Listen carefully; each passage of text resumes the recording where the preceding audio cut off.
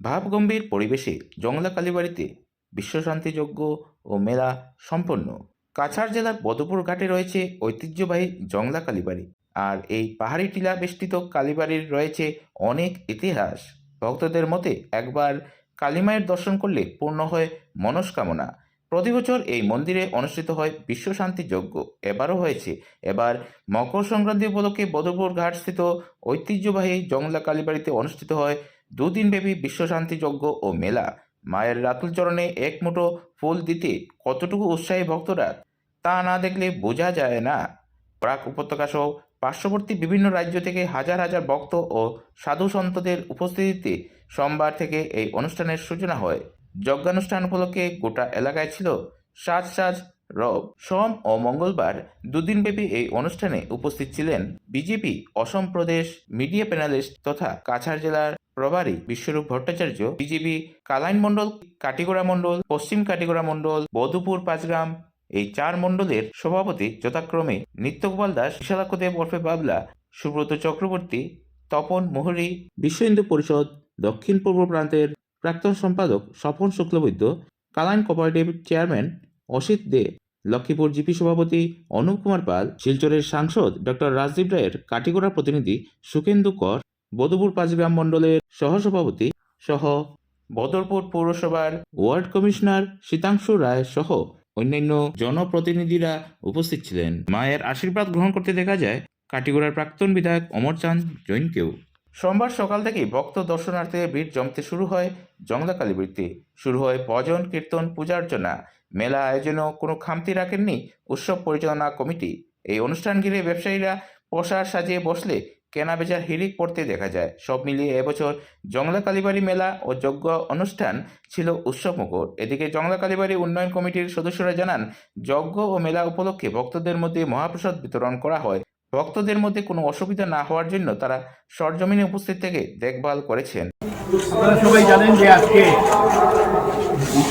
জংলা কালীমাতার বাড়িতে ৮০ বছর যাবৎ যে উৎসব অনুষ্ঠিত হয়ে আসছে, এবারও সেই উৎসব অনুষ্ঠিত হয়।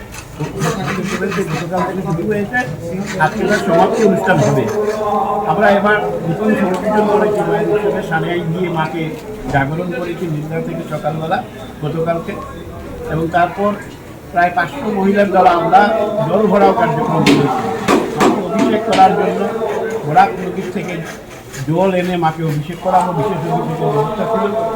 আর এখান থেকে রওনা হয়ে আমাদের হনুমান মন্দির পর্যন্ত শোভাযাত্রা করে গিয়েছি। হনুমান মন্দিরে হনুমানজিকে ভেট চড়িয়েছি, যেহেতু শ্রীরাম লালাজি ২২ তারিখে প্রাণ প্রতিষ্ঠা হবে। সেই উপলক্ষে মায়ের বাড়ি থেকে বেরিয়ে আমরা হনুমান মন্দিরে গিয়ে আমরা ভেট চালিয়েছি হনুমানজি মন্দিরকে। তারপর ওখান থেকে আবার এসে আমাদের লোকনাথ ঘাটে জল ভরাও করে মন্দিরে এসে মন্দিরের এই বিশেষ স্নান আমরা সমাপন করেছি। কালকে আমাদের যজ্ঞ ১২:৩০ ১টার সময় শুরু হয়েছিল, আজকে বিকেল ৩টার মধ্যে যজ্ঞ সমাপন হবে। এবং আজকে এখানে মায়ের ভোগ হওয়ার পর সর্বসাধারণের মধ্যে মায়ের প্রসাদ বিতরণ করা হবে। আজকে আমরা খুব আনন্দিত যে আমাদের মধ্যে বিশিষ্ট অনেক লোক এই জেলার থেকে এসছেন। আমাদের এখানে এসছেন বিশ্ব হিন্দু সঙ্গে বিভিন্ন আধিকারিকরা এসছেন, বিভিন্ন রাজনৈতিক দলের নেতৃবর্গরা এসছেন। আমরা আনন্দিত যে তারা আজকে মায়ের এই উৎসবে সহযোগিতা করার জন্য তাদেরকেও মায়ের মন্দির উৎসব কমিটির পক্ষ থেকে কৃতজ্ঞতা জানাচ্ছি।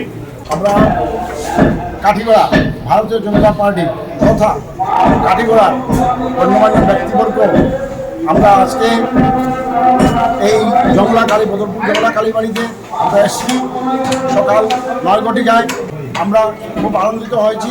আমরা এসে প্রথমে মা কালী দর্শন করেছি এবং মা কালীকে মোমবাতি দিয়ে চালা দিয়ে আমরা আরাধনা করেছি, যাতে আমাদের এই কাঠিগড়া তথা বিশ্বের এই মঙ্গল হয় এবং আমাদের ভারতবর্ষের প্রধানমন্ত্রী নরেন্দ্র মোদীজি এবং মুখ্যমন্ত্রী হিমন্ত বিশ্ব শর্মার দীর্ঘায়ু কামনা করেছি।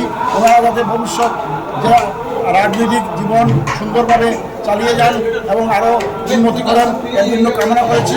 এবং আমরা আজকে এখান থেকে আমরা যোগ্য অনুষ্ঠান হয়েছিল সেখান থেকে এসে আমরা ভোগ যেখানে তৈরি হয় সেখানে এসেছি, এসে দেখেছি ভোগগুলো খুব সুন্দরভাবে তৈরি হয়েছে।